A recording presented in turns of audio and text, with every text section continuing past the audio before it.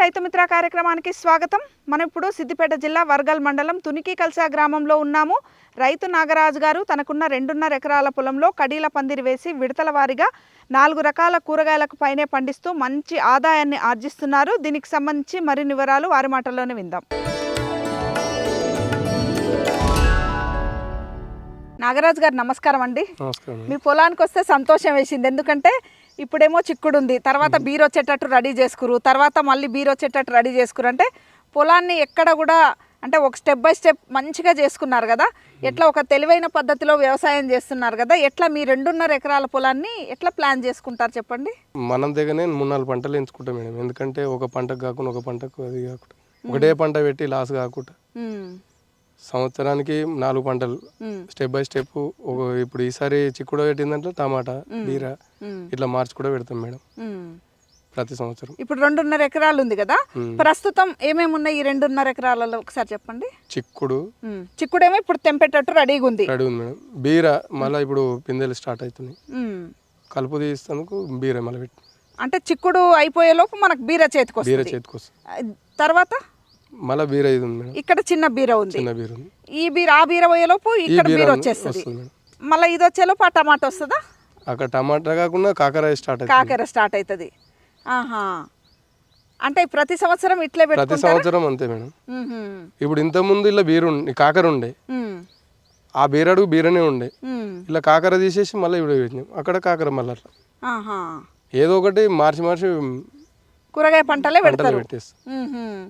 ఏడాది పొడవునా ఇప్పుడు ఈ 2.5 ఎకరాలలో దాదాపు 5-6 రకాల కూరగాయలు తీస్తారా? 4 రకాలు అయితే 4 రకాలు తీస్తారు. ఇప్పుడు చిక్కుడు పోగానే మనకు అక్కడ ఏమొస్తుంది? కాకర వస్తుంది. అక్కడ బీర పోగానే ఏమొస్తుంది? మళ్ళీ బీర పోగానే టమాటా వస్తుంది. ఇప్పుడు ఈ బీర పోగానే అప్పుడు చిక్కుడు కన్నా కాకర కన్నా అక్కడ వస్తుంది. అంటే ఈ నాలెడ్జ్ అంటే ఇక్కడ చూసిరా, మీరే ఇట్లా ఆలోచన చేసుకొని పెట్టుకురా? నేను ఇంత ముందుకు మంది వేరే లీజు తీసుకొని చాలా లాస్ అయిపోయిన. ఆలుగడ్డ కానీ 150 బస్తాలు పెడుతుంటే అవన్నీ పత్తి పెట్టిన 10 ఎకరాల పత్తి లీజు పట్టుకొని అన్ని కూళ్ళు అవి లేబర్ తోటి పెట్టుకున్న పని కాబట్టి పందిరి వేసుకొని మేమే ఇద్దరాల మూలం అది చేస్తున్నాం. అంటే గతంలో నష్టపోయిన చాలా తర్వాత అనుభవం తెచ్చుకున్నారు. అంటే ఎందుకని ఇప్పుడు వరి, పత్తి చాలా మంది రైతుల్ని చూసినా కూడా ఈ 2 పంటల మీద ఎక్కువ నమ్ముకొని పోతున్నారు. 10 ఎకరాల రైతు కూడా నష్టాల పాలయ్యారు ఇప్పుడు నిన్న మన పత్తి పెట్టి.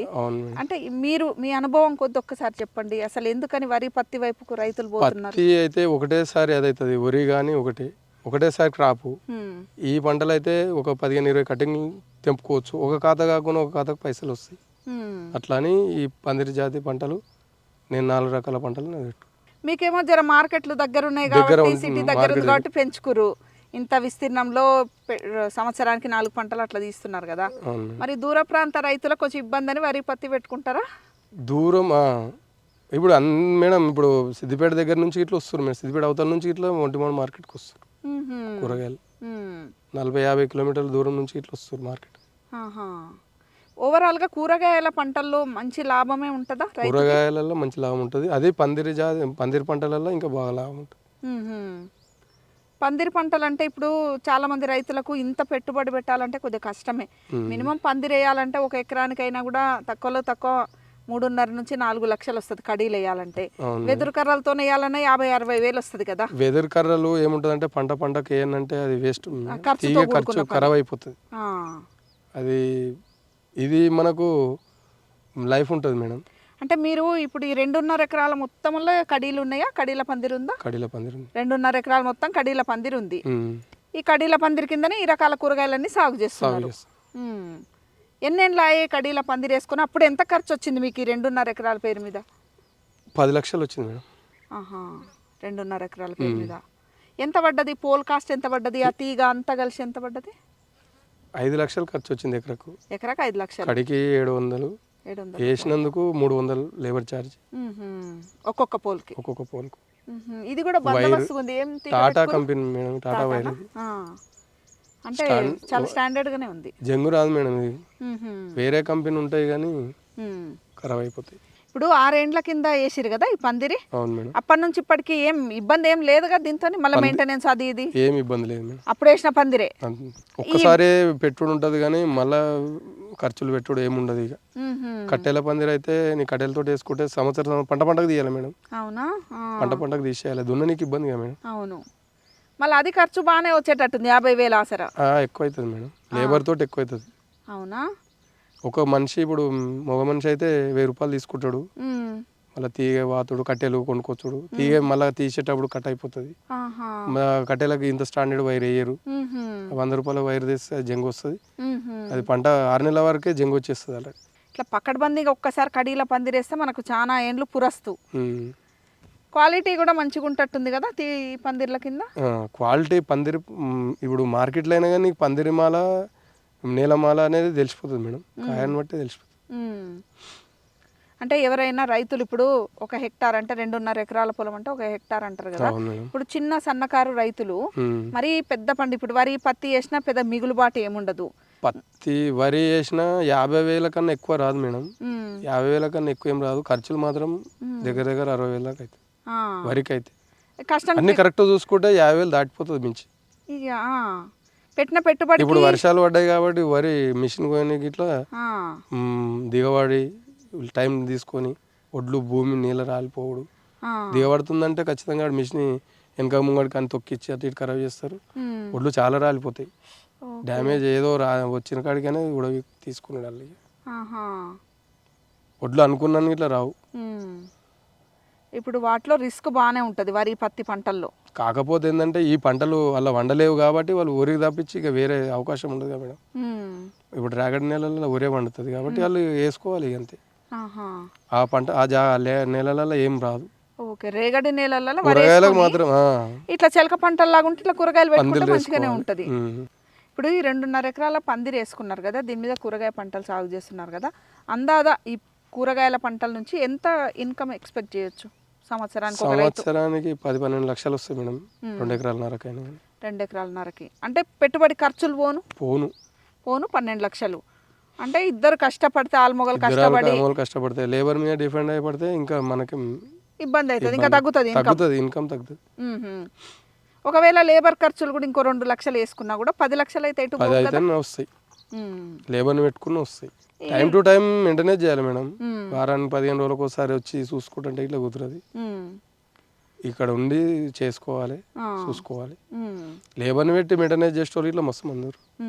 ఇప్పుడు బయటకించి ఆంధ్ర వాళ్ళు వచ్చి ఇక్కడ లీజు తీసుకొని వేరే మండలాలలో పందిరి లీజు తీసుకొని మస్తు సంపాదించేటోళ్ళు ఇట్లా. వాళ్ళ భార్య భర్తలు పని చేయకుండా ఇట్లా తెలివితోటి పని చేయించి మార్కెట్ టన్నుల కూరగాయలు ఇట్లా సప్లై చేస్తారు. ఇప్పుడు నిజమే, తెలివి చొప్పున చేసుకుంటే వ్యవసాయంలో మంచి ఆదాయమే ఉంటుంది. ఇప్పుడు 10 ఎకరాలు వరి పత్తి వేసినతో పోలిస్తే ఇట్లా కూరగాయల పందిరి మీద ఇప్పుడు మంచి ఇన్కమే వస్తుంది కదా. ఇన్కమే వస్తుంది. నాగరాజు గారు, ఇప్పుడు చాలా రైతులు మన తెలంగాణలో చూసుకుంటే చిన్న సన్నకారు రైతులే.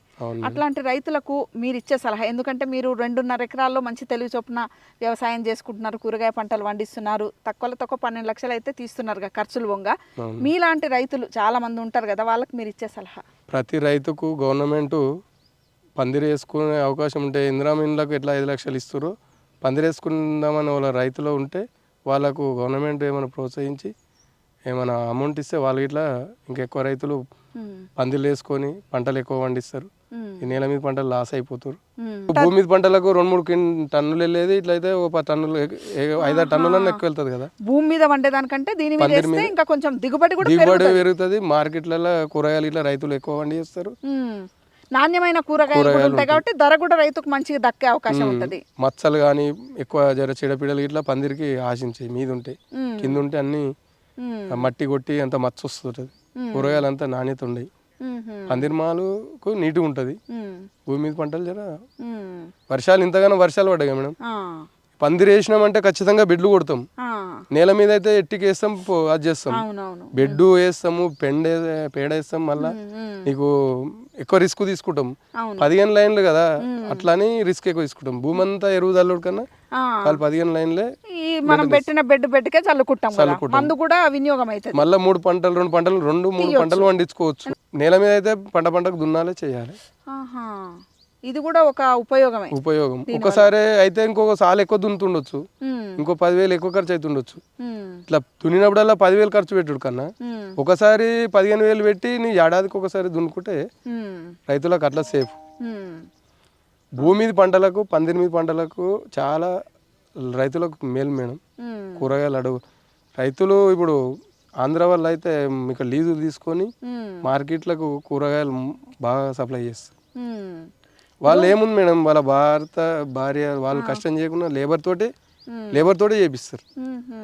మొత్తం మెయింటెనెన్స్ లేబర్ తోనే. మేమంటే ఇద్దరాల మనం ఏదో హార్డ్ వర్క్ చేస్తుంది కానీ చాలా మంది చేయలేరు, అంత కూలోళ్ళే.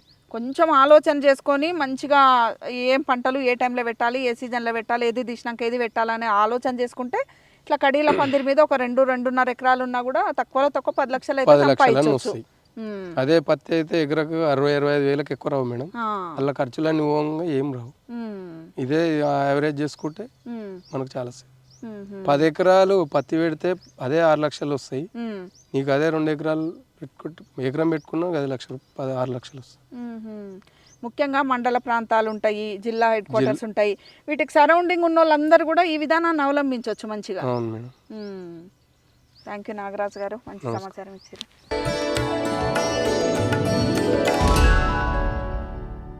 ఇది ఈనాటి రైతు మిత్ర. మరో వ్యవసాయ సంబంధ అంశంతో మళ్ళీ కలుద్దాం. అంతవరకు సెలవు, నమస్కారం.